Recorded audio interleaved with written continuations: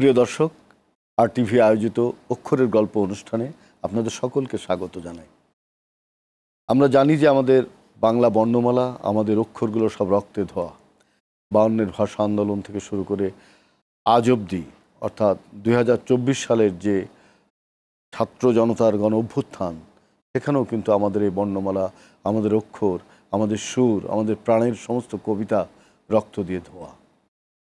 আর এই রক্ত অধ্যুষিত এই জনপদে আমরা বারবার চেয়েছি গণতন্ত্র, বারবার চেয়েছি স্বাধীনতা, বারবার চেয়েছি মত প্রকাশের স্বাধীনতা, মুক্ত কণ্ঠে কথা বলার অধিকার। আমাদের সঙ্গে আছেন প্রখ্যাত সঙ্গীত শিল্পী, হার্টথ্রোব শিল্পী পথিক নবী। পথিক, কেমন আছো তুমি? আলহামদুলিল্লাহ ভাই। সেই তোমার তারুণ্যে যখন আমরা বাংলা একাডেমি, আমাদের আজিজ সুপার মার্কেট আমরা ঘুরতাম, তুমি যখন গান নিজে লিখছো, গাইছো, সেই দিনগুলোর কথা কিন্তু মনে আছে। আমার একটা নদী ছিল, যখন তুমি গাইলে, কেন জানি না এই গানটি আমি অনেকবার শুনেছি, আমার চোখ ভিজে গেছে। আমাদের জীবনে মনে হয় এরকম একটা নদী আছে, কিন্তু আমরা সেই নদীর ঢেউ দেখি না, আমরা খালি অন্বেষণ করে আমরা খুঁজি।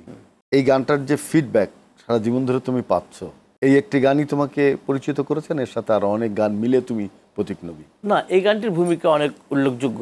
এই গানটা বিশেষ করে যেহেতু গণমাধ্যমে আমার প্রথম আসা এবং ব্যাপক জনপ্রিয় হওয়া, বড় একটা প্ল্যাটফর্মের ব্যাপার, ইত্যাদি অনুষ্ঠানটা বিশেষ করে সংকেতদার কাছে আমার কৃতজ্ঞতা, প্লাস যে প্রতিষ্ঠান আমাকে প্রমোট করেছেন এই অ্যালবামটার পেছনে বা এই গানটার পেছনে, একতার মিউজিক, তাদের কাছে আমার কৃতজ্ঞতা, সবার কাছে। তখন তো সোশ্যাল মিডিয়া ছিল না, তখন তো মনে করেন যে ভাইরাল হওয়ার সুযোগ না, ভাইরাল হওয়ার তো সুযোগ নেই। এই গানটার সুর কি তুমি একবারই করেছিলে? না না না না স্টালিন ভাই, এই গানটা বারবার চেঞ্জ হয়েছিল? না না, একবার না, এই গানটার 4 লাইন করে এসছে, মানে গড়ে একটা বছর সময় লাগছিল আমার এই গানটা কমপ্লিট করতে। এর মধ্যে অন্যান্য গানও আসছিল টুকটাক, ছোটোখাটো আরও কোনো গান এক বছরে কমপ্লিট হয়ে যাচ্ছে, কিন্তু এই গানটা আগাচ্ছিল না। তো এই গানটা শুধুমাত্র মানে কথাগুলোর না, কথার সঙ্গে সুরের সঙ্গে জীবন যাপন, জীবনের অনেক রকম ব্যাপার, হাহাকার এবং অনেক স্ট্রাগল, কষ্ট, দুঃখ, অবহেলা, যন্ত্রণা, মনে করেন যে মানে একদম অসম্ভবের ভিতর থেকে বের হয়ে আসা এই গান একটা। আমি জানি যে এই গানটা গিয়ে তুমি অনেক তোমার প্রেমিকার সংখ্যা অনেক বেড়ে গেছিল, আমি জানি। আচ্ছা, একজন ক্রিয়েটিভ মানুষ কিন্তু নারীরা তাকে খুব পছন্দ করে, সে তখন তার প্রতিচ্ছবি, তার হৃদয়ের কথা যখন তার মধ্যে দেখে। তোমার এই গানটা তুমি একটু গিয়ে শোনাও আমাদের দর্শকদের, তারপরে আমরা আলোচনা করি। নদীর জল ছিল না,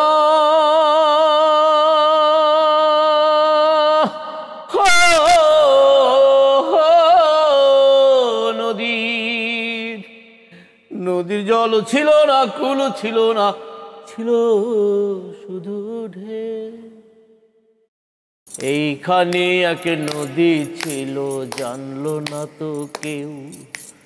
আমার একটা নদী ছিল, জানলো না তো কেউ। নদীর জল ছিল না, কুল ছিল না, ছিল শুধুই ঢেউ। আমার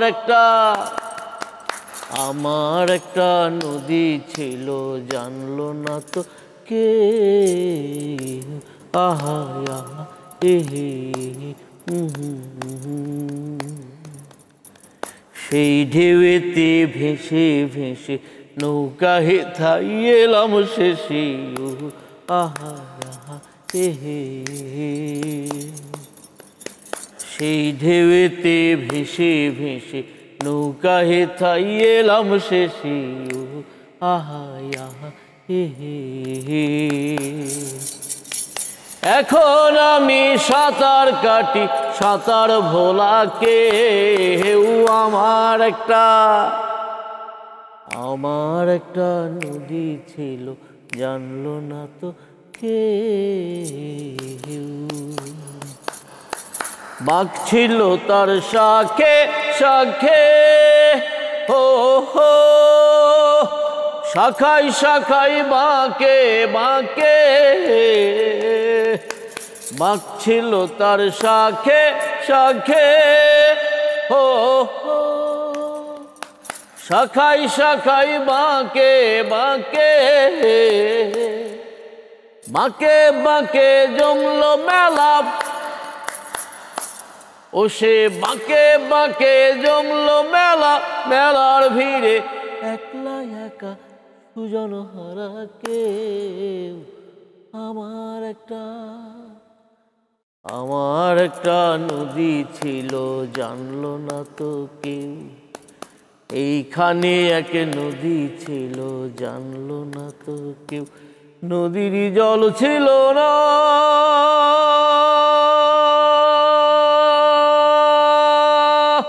হো, হো, নদী। অনেক সময় তোমার এই গানটা শুনলে কেন জানি না আমার কথা বলতে বাকরুদ্ধ হয়ে যায়, কেন কোথাও আমার জীবনের সঙ্গে, আমার জীবনের কোনো জায়গার সঙ্গে একটা মিল আছে কেন জানি মনে হয়। হয়তো সবার জীবনের সঙ্গে এই নদীর একটা সম্পর্ক আছে, এবং হয়তো সেই নদীর ঢেউ সে খুঁজে পায় না, তীর খুঁজে পায় না, কিন্তু এক অদৃশ্য ঢেউ তাকে দোলায় দোলায় কোথায় কোন অজানায় নিয়ে যায়, কিনে সে খুব একা, খুব নিঃসঙ্গ। কথাগুলো অসাধারণ এবং একটু ব্যতিক্রম। বাংলা গানের আমরা আবহমান যে সুরগুলো দেখি তার থেকে একটা ব্যতিক্রম। এটা একটা অনন্য সৃষ্টি বলে আমি মনে করি। Thank you very much. তারপরে অনেক গান তুমি লিখেছো, আমার গায়ে রক্তের গায়ে, সেই গানটিও বাংলা একাডেমির বটতলায় বসে তুমি গিয়েছিলে, আমার এখনো মনে আছে। সেই গানগুলো আমরা শুনি। শ্রোতারা কোন ধরনের গান শুনতে পছন্দ করে? গীতিকার যেখান থেকে লিখুক, সুরকার যেভাবে সুর করুক, শিল্পী যেভাবে গাক, শ্রোতা যখন গানটা শোনেন, আরে গানটা তো আমার আমার কথাগুলাই বলছে, আমার অনুভূতিটাই, আমি তো এইভাবেই অনুভূতি প্রকাশ করতে চাই। হয়তো সে গাইতে পারে না, এই জিনিসটা আমি সবসময় চেষ্টা করি যে মানে মানুষকে অনুভব করে, মানুষের জন্য যখন গান করছি, মানুষের জন্য লিখছি, সুর করছি, তাহলে যেন মানুষের জন্য মনে হয় যে গানটা আমারই। অন্যের দুঃখকে নিজের মতো করে না নিলে ভালো সৃষ্টি হবে না, এবং সে সৃষ্টিকে মানুষ নেবে না। আচ্ছা পথিক, আমরা তো সেই 90-এর গণ আন্দোলনে আমরা দেখেছি স্বৈরাচার বিরোধী আন্দোলন, এবারও একটা স্বৈরাচার বিরোধী আন্দোলন। আমরা এই যে স্বৈরাচার বিরোধী আন্দোলনে অনেক সময় দেখা যায় শিল্পীরা ভিকটিম হয়, দেখা যায় যে শিল্পীদেরকে রাজনৈতিকভাবে আক্রমণ করা হয় এবং তারা তখন নানাভাবে বিচ্ছিন্ন হয়ে যায়, তার জীবন থেকে, শিল্প থেকে বিচ্ছিন্ন হয়ে পড়ে, সে আর ভালো মতো গান করতে পারে না, মিডিয়াগুলোতে তাকে ডাকা হয় না। এই সম্পর্কে তোমার কি মনে হয়? আমার কাছে কেন জানি মনে হয়েছিল ভাই এই জায়গা থেকে আমাদেরকে উঠে আসতে হবে। কারণ শিল্পীরা হচ্ছে কি আপাত মস্তক, যারা শিল্পী, বেসিক্যালি শিল্পী, গান করেই খায়, খেটে খাওয়া শ্রমিকের মতোই তাদের জীবনযাপনটা হয়। রাজনৈতিক যাই ঘটুক, শিল্পীদের জন্য অন্তপক্ষে একটা জিনিস সবারই মাথায় রাখা উচিত, যে আসলে শিল্পীদের তো ভাষা শিল্পই, শিল্পের বাইরে তো তারা আর কিছু না। একজন মানুষের ভিন্ন মত থাকতেই পারে, সেটা অন্য ব্যাপার, সেটা ভিন্ন কথা। কিন্তু এই যে আমাদের এক দল এসে আর এক দলকে হটিয়ে দেওয়া, এই যে বাজার দখল করার মতো, শিল্পের জায়গাটাও এরকম একটা ন্যাক্কারজনক জায়গায় পৌঁছে গেছে। এইসব এরা যে এই জায়গাটাকে কলুষিত করছে, তোমাদের মতো যারা পবিত্রভাবে শিল্পকে, গানকে, সুরকে ধারণ করো, তোমাদের উচিত এর বিরুদ্ধে প্রতিবাদ করা। আমি ব্যক্তিগতভাবে ইসলাম ভাই, আমি গান ছাড়া আর কোনো কিছুই, কোনো মাধ্যমে কথা বলতে পারি না। আমি দেখিনি তোমাকে কখনো। আমি আমার শিল্পকে ঠিক রেখে, আমার শিল্পী সত্তাকে নিয়ে আমি সবসময় চলেছি। এবং আমি মানুষজনের, যখন আমি একদম মানুষজনের সঙ্গে মিশে থাকি, সেটা অন্য জগৎ। পারফর্মিং লাইভ বা প্রোগ্রাম করে বেড়াচ্ছি বা কোথাও যাচ্ছি না, তারপর কিন্তু বেসিক্যালি কিন্তু আমি একা, সাংঘাতিক গেল। তুমি কি কখনো ব্যর্থ হচ্ছো প্রেমে? প্রেম তো ব্যর্থ হওয়ার জিনিস ইসলাম ভাই। ব্যর্থ না হলে ভালো লাগে না। প্রেম তো ব্যর্থ হওয়ারই জিনিস। ব্যর্থ হয়ে কোনো গান লিখেছো? হ্যাঁ আছে। আচ্ছা, কষ্টের গায়ে লাল জামা। লাল জামা, এটা কোথা থেকে এলো? এটা একটা জীবনবোধ, এবং ওই সময় আমরা যারা মানুষের জীবনে কবিতার প্রভাব ব্যাপক হোক, শিল্পের প্রভাব ব্যাপক হোক, মানুষ তো মানুষের মতো মুক্ত হবে, স্বাধীন হবে। নজরুল সে গানের মতো আকাশের মতো বাধা, আমরা আকাশের মতো সেটা তো শিল্পীর জীবন তো ওটাই। এবং আপনি যদি অন্যজনকে মুক্ত না ভাবেন, আপনি নিজে মুক্ত হতে পারবেন না। শৃঙ্খল মুক্তির গান, তাই না? আমাদের থাকতে হবে। ওই গানটা একটু শোনাও। কষ্টের গায়ে লাল জামা, বেদনার গায়ে নীল, কষ্টের গায়ে লাল জামা, বেদনার গায়ে নীল, সুখের গায়ে নেই জামা, সে উলঙ্গ অনাবিল, কষ্টের গায়ে লাল জামা, বেদনার গায়ে নীল, স্বপ্নের গায়ে লবণ ছিটিয়ে নাস্তা প্রতিদিন, স্বপ্নের গায়ে লবণ ছিটিয়ে নাস্তা প্রতিদিন, তাই স্বপ্নের কাছে আজন্ম মোর $1,00,000 ঋণী ঋণী ঋণী, কষ্টের গায়ে লাল জামা, বেদনার গায়ে নীল, সুখীর গায়ে নেই জামা, সে উলঙ্গ অনাবিল, কষ্টের গায়ে লাল জামা, বেদনার গায়ে নীল। খুব ভালো। ধরো তোমার এই যে গানের মধ্যে যে একটা দার্শনিক চিন্তা, আমরা আধুনিক কবিতার যে ব্যঞ্জনাগুলো পাই, এটা অসাধারণ। তুমি তো কবি বেসিক্যালি, আমি জানি, কবিতা লিখতে বলে তোমার সঙ্গে আমার সম্পর্ক। তোমার যে গান, তোমার মতো আরও যারা শিল্পীরা গান করছেন, তারা কি গান করে আমাদের রাষ্ট্রযন্ত্রের কাছ থেকে কি সেই স্বীকৃতি, সেই গান গাওয়ার যে তোমার পারিশ্রমিক, সেটা কি তোমরা পাও? পাই না, না পাই, একরকম পাই, কি জানি কি পারি না আমি জানি না, তবে আমি গান পেরেছিলাম যে কারণে মানুষ আমাকে গ্রহণ করেছে। বাংলাদেশের প্রত্যেকটা মানুষকে আমি ভালোবাসি, এবং সে যে দলের হোক, যে মতের হোক, যে আদর্শেরই হোক, তার তার জগৎ তার কাছে, কিন্তু আমি ব্যক্তিগতভাবে প্রত্যেকটা মানুষকে ভালোবাসি। এই ঔদার্য তোমাকে একটা বড় মানুষে রূপান্তরিত করতে এবং শিল্পীতে রূপান্তরিত করেছে। লালন যে বোধ বিশ্বাস করতেন সব মানুষ সমান, যেটা আমাদের নজরুল ইসলাম বলতেন যে মানুষের চেয়ে বড় কিছু নাই, নয় কিছু মহিয়া। অবশ্যই। তোমার কি এখন মনে পড়ে যে সিরাজ সুপার মার্কেট, শাহবাগ, ঢাকা বিশ্ববিদ্যালয়, এই জায়গাগুলোকে আবার ফিরে যেতে ইচ্ছে করে? ফিরে যেতে ইচ্ছে করে কি, আমি তো ফিরে যাই মাঝে মধ্যে। আমি একদম একা হয়ে গেলে চলে যাই, কখনো কেউ নাই, শাহবাগে কেউ নাই, কিন্তু আমি একা দাঁড়িয়ে অনেকক্ষণ অন্ধকারে গাছের ছায় কিছুক্ষণ দাঁড়িয়ে থাকি, তারপর আবার চলে যাই বাসায়। মানে তোমার উত্থানের জায়গাগুলো তুমি দেখে আসো? হ্যাঁ, দেখে আসি। এই যে বিপ্লবের সতীগার শাহবাগ, এই যে এখানে সব আন্দোলন হচ্ছে সবসময়, আমাদের চারুকলা ইনস্টিটিউট, অনেক শিল্পীর সঙ্গে তোমার খুব ভালো সম্পর্ক যারা ছবি আঁকে। এখন কিন্তু একটা জিনিস লক্ষ্য করেছো যে কবিদের সঙ্গে, শিল্পীদের সঙ্গে, চিত্রকরদের সঙ্গে এরকম সম্পর্ক নেই, কেমন যেন আমরা বিচ্ছিন্ন হয়ে গেছি না? বিচ্ছিন্ন হয়ে গেছি মানে কি ইসলাম ভাই, আমাদের কাছে না এখন মানে পরিস্থিতিটা আমার কাছে কেন জানি এমন একটা প্রশ্নবোধক দাঁড়িয়ে গেছে সব দিক দিয়ে। আমরা দুজন একসঙ্গে আছি, তারপরে আমরা হিসাব করছি, আচ্ছা ঠিক আছে, আমি এই কথাটা কি স্বাচ্ছন্দ্যে বলতে পারবো, উনি আবার কিছু মনে করবে কি না, বা আমার সব কিছু ওনার আচ্ছা ঠিক আমি চুপ থাকি, কথা না বলাই ভালো, এই যে ব্যাপারটা। মানে আমরা যেমন আগে একটা সময় হয়তো কি আমরা সব কিছুর ঊর্ধ্বে, আমরা শিল্পীরা, কবিরা ছবি আঁকেন, অভিনয় করেন, আর্টিস্ট বলে যায়, আর্টিস্ট সোসাইটি ছিল, আমরা কিন্তু উদারভাবে মানুষের সঙ্গে 80 দশকে কিন্তু আমরা সেটা পেয়েছি। 80 দশকে পেয়েছি, 90 পেয়েছি, 2000-এও পেয়েছি, তারপরে আর আমরা পাচ্ছি না। মানে গত 8-10 বছর, গত যুগ থেকে এই অধঃপতন খুব বেশি রাজনীতিমুখী হয়ে যাওয়া জীবনকে বিনষ্ট করে দিয়েছে, এবং সেই জায়গা থেকে মুক্ত হওয়ার যে আপ্রাণ চেষ্টা সবার ছিল, কিছুটা হয়তো আমরা সেই স্বাদ এখন গ্রহণ করছি। তোমার আরো অনেক প্রিয় গান আছে, তুমি কোন গানটা গাইতে চাও? এরপর আমি বিরতি থেকে ফিরে এসে সেই গানটা শুনবো। কখনো যে গান শুনিনি ওটা। প্রিয় দর্শক, আপনারা দেখছেন RTV আয়োজিত অক্ষরের গল্প। আমরা যাব বিরতিতে, আশা করছি থাকবেন আমাদের সঙ্গে।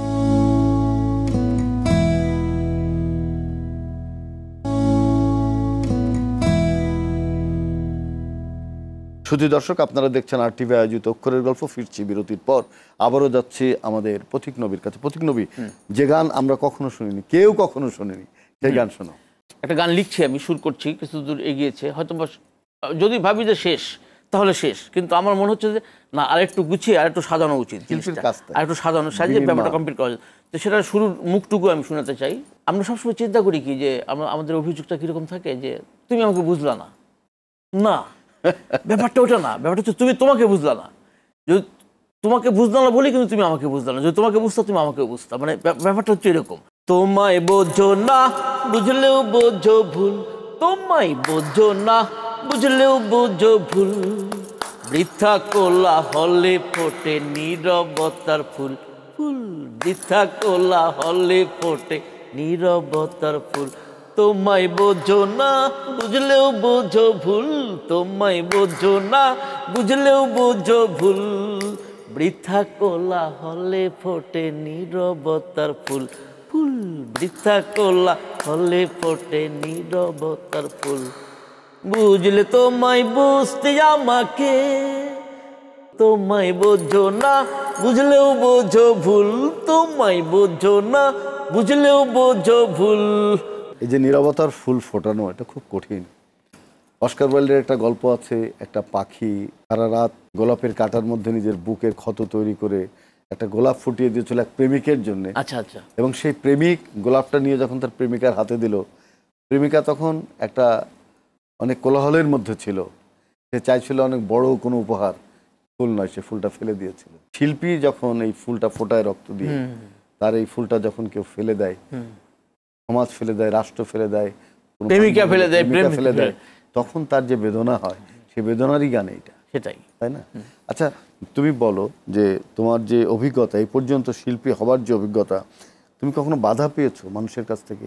মানুষের কাছ থেকে বাধা না পেলেও জীবনটাই একটা বাধার ব্যাপার ছিল। আমার টিকে থাকাটা একটু অন্যরকম ব্যাপার। আমি গ্রাম থেকে আসা একটা ছেলে, একদম গ্রামের কৃষক ঘরের, মধ্যবিত্ত কৃষক ঘরের ছেলে। ফ্যামিলিতেও যে আমি সঙ্গীতের জন্য কিছু চাবো, যে আমাকে একটু সাপোর্ট দাও, আমি একটা অ্যালবাম করি, ওইটা সম্ভব ছিল না। আমার বাবা কৃষক হলেও আমাদের সবাইকে ঢাকায় পাঠিয়েছিলেন লেখাপড়া করা, জাস্ট লেখাপড়া করা। ওনার কথা হচ্ছে বাবা তোরা লেখাপড়া কর, তুমি ছিটকে শিল্পী হয়ে গেলে। আমার ছোটবেলা থেকেই মানে অ্যাম্বিশনটা ছিল আমি শিল্পী। আচ্ছা, তুমি যে এই যে তুমি খ্যাতি অর্জন করলা গান গিয়ে, তোমার বাবা মা সেই তোমার খ্যাতিটা কি দেখে? না, আমার মা তো নেই, চলে গেছেন। মা কি কিছুটা গান শুনে হ্যাঁ, গিয়েছিল? তা তো অবশ্য সবই দেখে গেছেন, জনপ্রিয়তা, সাফল্য সবই দেখে গেছেন। কি বলতো তোমার মা, কি বলতো যে আমি পথিক নবীর মা? ওটা আমি চিন্তাই করতে পারতাম না যে আমার মা আমাকে নিয়ে গর্ব করুক, এটা না। আমি যে এই পেট থেকে বেরিয়েছি এই জন্য আমার গর্বটা ছিল। তোমার বাবা তো আছেন, উনি জি, বাবা বেঁচে উনি আছেন। গান পছন্দ করেন? তো হ্যাঁ, কারণ তুমি তো আধ্যাত্মিক গানও করো, তোমার গানের মধ্যে আধ্যাত্ম চেতনা প্রবল ভাবে আছে, আছে আছে না? আচ্ছা, বাহ, খুব অসাধারণ। এটা আসার পেছনে অবশ্য একটা আছে, সেটা হচ্ছে যে সুফি ঘরানা, যেটা আমার নানা বাড়িতে এই চর্চাটা ছিল, প্রতি বৃহস্পতিবার গাছ আসর হইতো। আসর হতো। তো এই জন্য ছোটবেলা থেকে এই যে নজরুলের গান আমার নানা খুব পছন্দ করতেন, সুফি গান, লালন সাইজের গান খুব পছন্দ করতেন। ওই যে একটা ভালো গানের কথা আহ আহ করতেন আর উনি বুক থাপড়াইতেন গানের কথায়। আমি খুব মুগ্ধ হয়ে শুনতাম, কি পাইতেছে বুড়া এটার মধ্যে, কি পাইতেছে, এত আনন্দ, এত শান্তি বুড়া কোত্থেকে পায় গান শুনে। তো আস্তে আস্তে বুঝলাম যে গানের মধ্যে কি আছে, শান্তি কোথায়, শান্তি কোথায়। তো এরকম আধ্যাত্মিক বিষয় আশয়, কথাবার্তা বা সুর আমিও কিছু করেছি। আমার আধ্যাত্মিক গান একটা শোনাও না।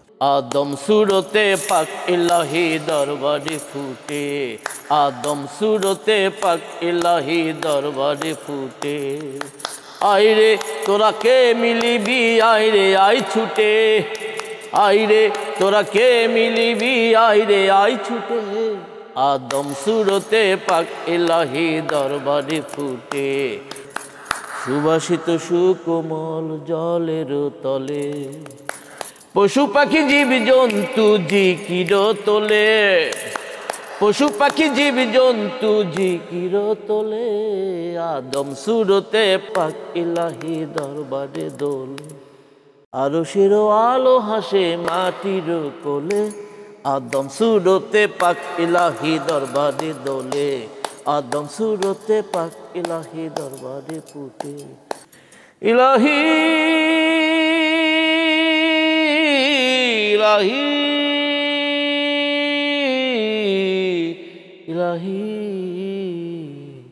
ইলাহি আলামিন গো। বাহ, অসাধারণ, কি আত্মনিবেদন স্রষ্টার প্রতি।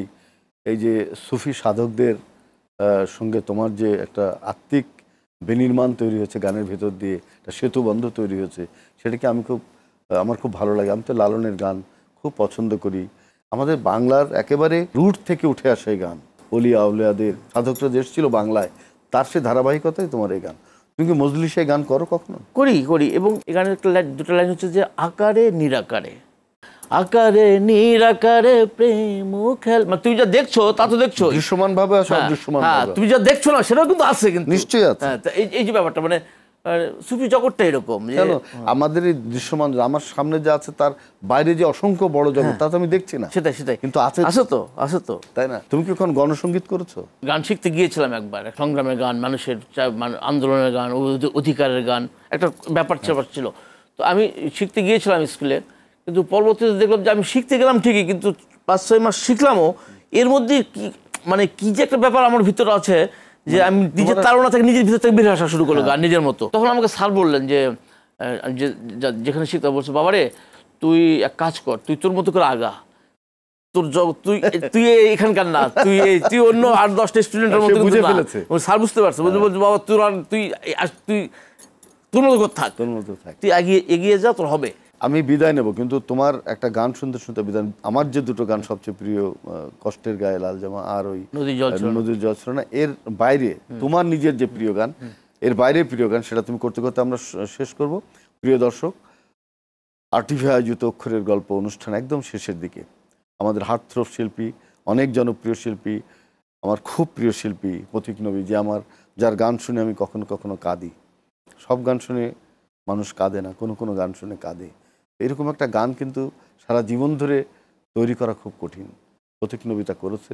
পথিক নবীর প্রতি আপনারা ভালোবাসা দেখাবেন, আপনাদের সমর্থন ব্যক্ত করবেন, সেটি আমরা চাই। পথিক নবীর গান শুনতে শুনতে আমরা শেষ করব। আপনারা সবাই ভালো থাকবেন, সুস্থ থাকবেন। পথিক নবী, তোমার সেই গানটা করো। অসংখ্য ধন্যবাদ স্ট্যান ভাই আপনাকে, এবং এই সুন্দর একটি অনুষ্ঠান এবং অনুষ্ঠান ক্যামেরা পিছনে যারা আছেন এবং RTV পরিবারকে আমার অন্তঃস্থল থেকে শুভেচ্ছা, অভিনন্দন আমাকে ডাকবার জন্য। ভাঙা পারে রুদুলা দেউরি, ভাঙা পারে রুদুলা দেউরি, মেঘলা নীলন্ত বুকের ভেতর খা খা করে, দগ্ধতে পান্ত বুকের ভেতর খা খা করে, দগ্ধতে পান্ত ভাঙা পারে উদুলারে দেউরি, মেঘলা নীলন্ত বুকের ভেতর খা খা করে, দগ্ধতে পান্ত।